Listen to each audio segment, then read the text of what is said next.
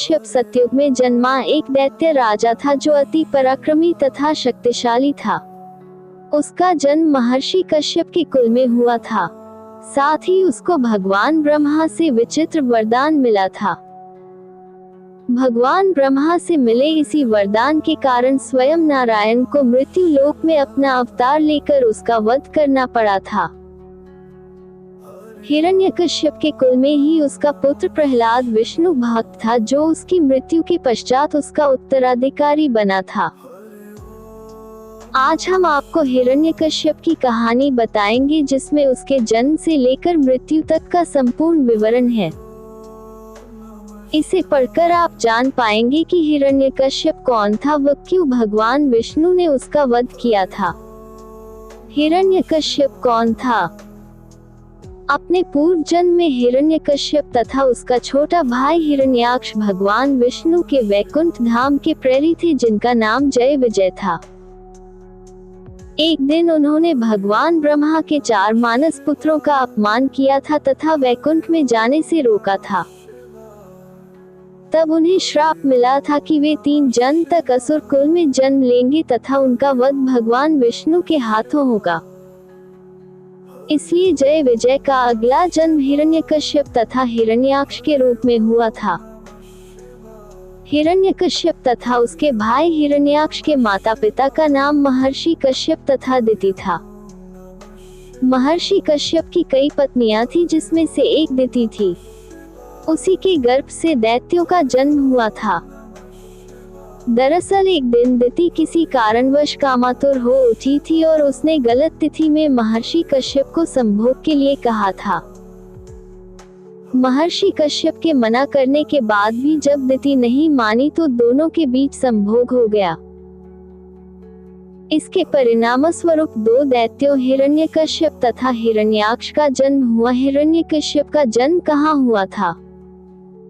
हिरण्यकश्यप का जन्म महर्षि कश्यप के ही आश्रम में हुआ था। वही कुछ मान्यताओं के अनुसार उसका जन्म दैत्य नगरी में हुआ था। हालांकि दिति के पुत्रों से ही दैत्य जाति की नींव पड़ी थी।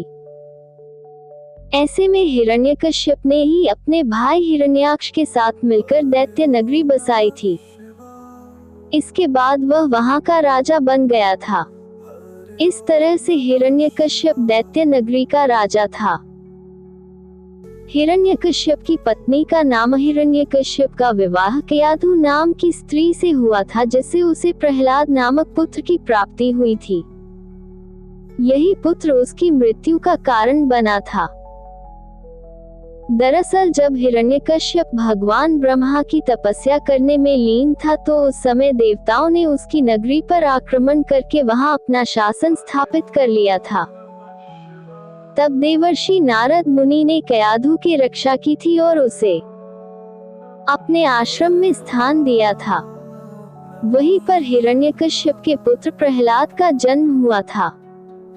देवर्षि नारद मुनि की संगत में रहने के कारण वह विष्णु भगवान का भक्त बन गया था।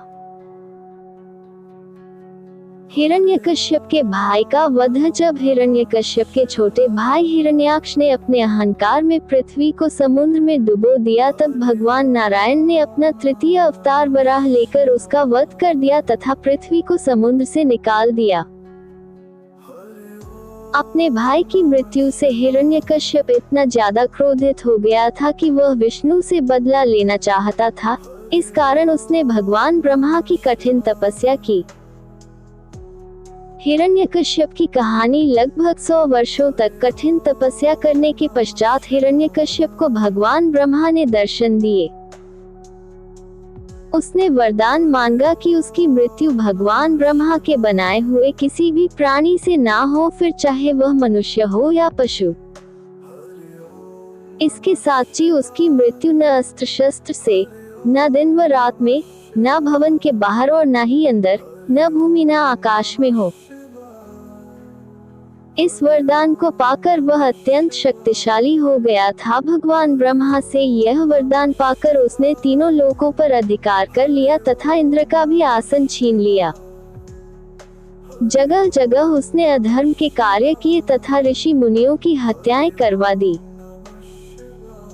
वह स्वयं को भगवान मानने के लिए लोगों को बाध्य करने लगा, लेकिन स्वयं उसका 5 वर्ष का पुत्र प्रहलाद विष्णु भक्ति में लीन रहता। शुरू में तो उसने अपने छोटे से पुत्र को धमकियां दी, लेकिन जब वह नहीं माना तब उसने उसकी हत्या के कई षड्यंत्र रचे। हिरण्यकश्यप के द्वारा प्रहलाद को सांपों से भरे कक्ष में रखना, हाथियों के पैरों के सामने फेंकना, पर्वत से गिराना, अग्नि में जलाना इत्यादि सम्मिलित है।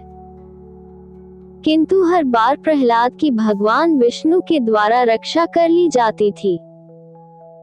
हिरण्यकश्यप की बहन का नाम होलिका था।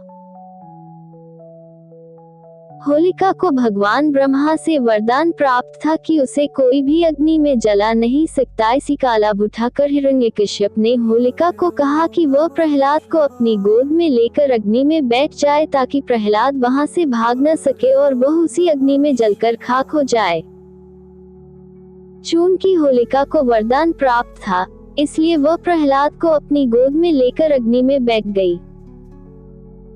किंतु आश्चर्यजनक बात ये रही कि उस अग्नि में होलिका जलकर खाक हो गई, जबकि प्रहलाद सकुशल बाहर आ गया। दरअसल भगवान ब्रह्मा ने होलिका को वरदान देते समय ये भी कहा था कि यदि वह इस वरदान का दुरुपयोग करेगी तो यह वरदान स्वयं ही निष्प्रभावी हो जाएगा। हिरण्यकश्यप का वध भगवान विष्णु वैकुंठ में बैठे अपने भक्त प्रहलाद पर यह सब अत्याचार होते हुए देख रहे थे, तथा धीरे धीरे उनके क्रोध का घड़ा भरता जा रहा था। एक दिन हिरण्यकश्यप प्रहलाद से विष्णु के होने का प्रमाण मांग रहा था।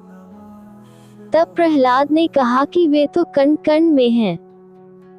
इस पर हिरण्यकश्यप ने अपने भवन के एक स्तंभ की ओर इशारा करते हुए कहा कि क्या वे इसमें भी हैं? तब प्रहलाद ने इस पर हाँ में उत्तर दिया। ये सुनकर हिरण्यकश्यप ने क्रोध में वह स्तंभ तोड़ डाला। जैसे ही वह स्तंभ टूटा, उसमें से भगवान विष्णु का अत्यंत क्रोधित रूप नरसिंह अवतार में प्रकट हुआ, जिसका आधा शरीर सिंह का तथा बाकी का आधा शरीर मनुष्य का था। उस नरसिंह अवतार ने हिरण्यकश्यप को उसके भवन की चौखट पर ले जाकर संध्या के समय अपने गोद में रखकर नाखूनों की सहायता से उसका वध कर दिया। इस प्रकार भगवान विष्णु ने उसको मिले वरदान की काट ढूंढकर हिरण्यकश्यप का अंत किया तथा उसका उत्तराधिकारी भक्त प्रहलाद को बनाया। इस तरह से हिरण्यकश्यप की कहानी का यही अंत हो जाता है।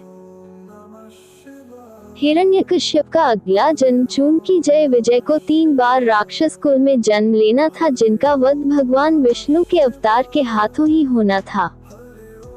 हिरण्यकश्यप व हिरण्याक्ष तो उनका पहला जन्म था, इसलिए अपने दूसरे जन्म में दोनों फिर से राक्षस कुल में जन्मे।